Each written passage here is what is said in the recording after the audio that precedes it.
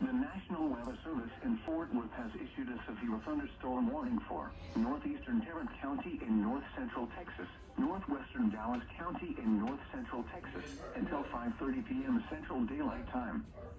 At 4:46 p.m. Central Daylight Time, a severe thunderstorm was located over Euless, moving east at 35 miles per hour. Hazard, 60 miles per hour wind gusts and half-dollar size hail. Source, radar indicated. Impact, hail damage to vehicles is expected. Expect wind damage to roofs, siding, and trees. Locations impacted include Dallas, Arlington, Garland, Irving, Grand Prairie, Mesquite, Carrollton, Richardson, Euless, Bedford, Grapevine, Coppell, Hearst, Farmers Branch, Southlake, University Park, Colleyville, Addison, Highland Park, and DFW Intel Airport. A tornado watch remains in effect until 8 p.m. Central Daylight Time for north-central Texas. For your protection, get inside a sturdy structure and stay away from windows.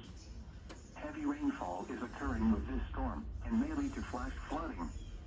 Do not drive your vehicle through flooded roadways.